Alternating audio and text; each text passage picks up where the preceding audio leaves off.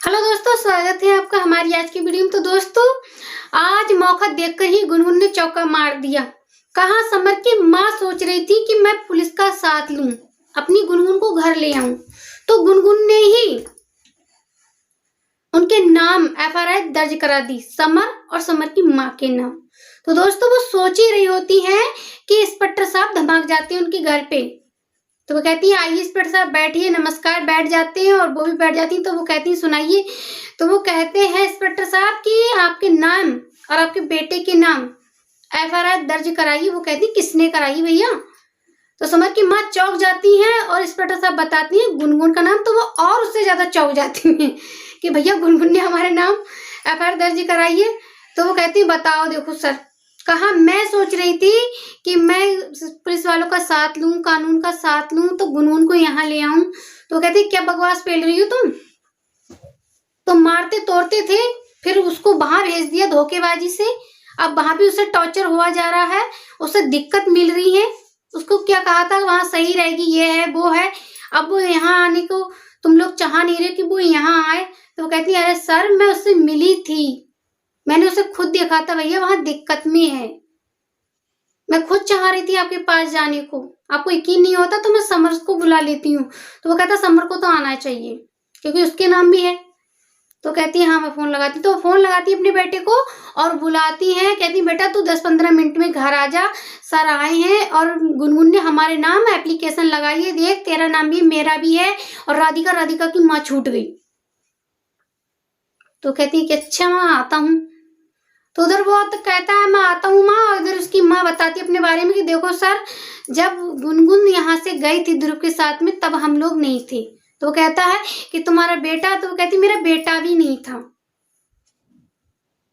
तो वो कहता है कि देखो इस प्रकार कोई किसी को नहीं भेज देता, अपनी जिंदगी अपने हिसाब से हर कोई 18 साल के बाद जीना चाहता है, उसका खुद का अधिकार हो जाता है अपनी हिसाब से ही अपनी जिंदगी किस प्रकार से चलानी है, किस प्रकार से फिरानी है, क्या करना है क्या नहीं करना, अपना अच्छा बुरा सब जान लेता है।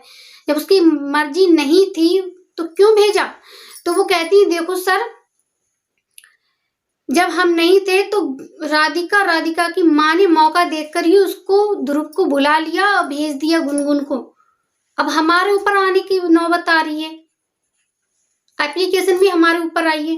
भैया देखो तुम्हें तो पता ही है, राधिका ने पहले ही बोला था कि ये बच्चा ध्रुव का नहीं है, समर का है। अब समर के बच्चे होने के नाते हम उसको यहाँ रख रहे थे। पहली बात तो वो उसकी फर्स्ट वाइफ है। दूसरी बात जब राधिका नहीं राजी हो रही थी तो हमने कहा था भैया तुम इधर रह लो, वो उधर ले लेगी, मैं उसको ले आती हूँ। तो गुनगुन ने साफ बोला था कि मैं यहीं रहूंगी तो रहूंगी, मगर राधिका मान ही नहीं रही थी। उसने अपने लफ्जों में 100 की सीधी एक ही बात बोल दी कि वो यहाँ नहीं रहेगी।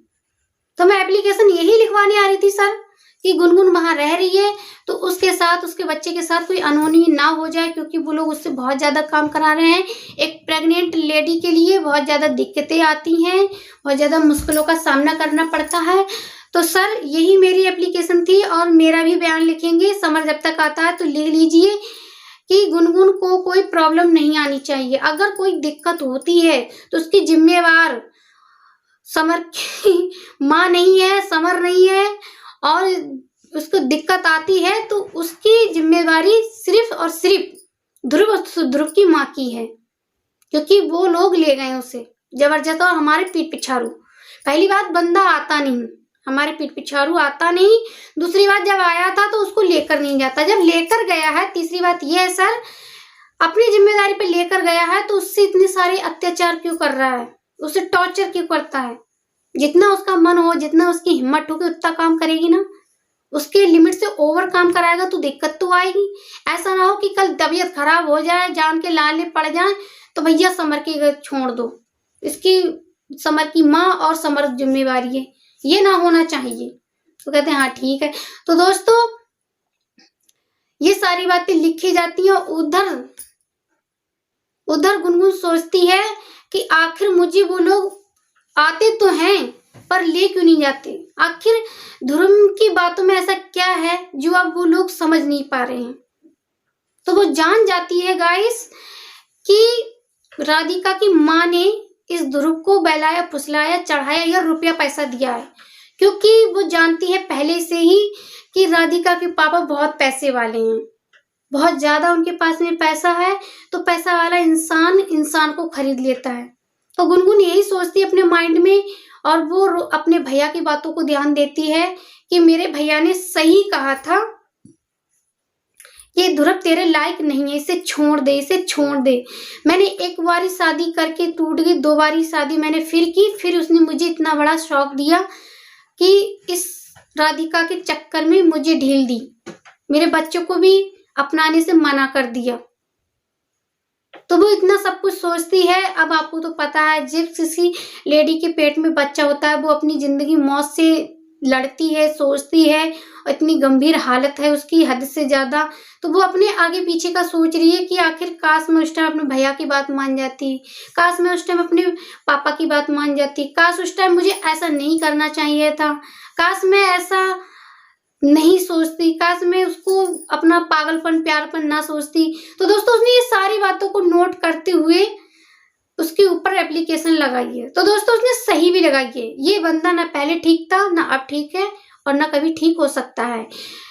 ये तो बस राधिका के लिए सही है, जैसे कि राधिका वैसी गुनगुन कभी नहीं हो सकती है, क्योंकि उसने गुनगुन ने कभी कभी समर को जेल भेजने का नहीं सोचा था, ना ही कभी रिपोर्ट लगाई थी, पर बट राधिका ने ऐसा किया। अमीर घर की होते साथे उसने सब कुछ कर्म किए जो नहीं करने चाहिए थे, और गुनगुन ने नहीं किए, शायद उस बच्चे को लेकर।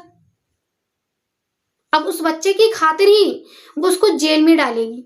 तो दोस्तों मेरी कहानी पे बने रहिए आगे का वीडियो देखने के लिए कि आखिर समर दोबारा से जेल जाता है। एक बार तो राधिका की वजह से गया था, दोबारा गुनगुन की वजह से जाता है या नहीं, या फिर उसकी माँ पुलिस वाले की सेफ्टी से उसको लेकर आती है या नहीं, क्या होता क्या नहीं होता है, ये सारी जानकारी लेने के लिए मेरे चैनल पर बने रहिए। वीडियो को लाइक कीजिए, चैनल को सब्सक्राइब कीजिए, एक प्यारा सा कमेंट जरूर करें कि आखिर इस कहानी का मोड़ क्या आएगा। तो दोस्तों वीडियो देखने धन्यवाद, मिलते हैं नेक्स्ट ब्लॉग में, तब तक के लिए टाटा बाय बाय।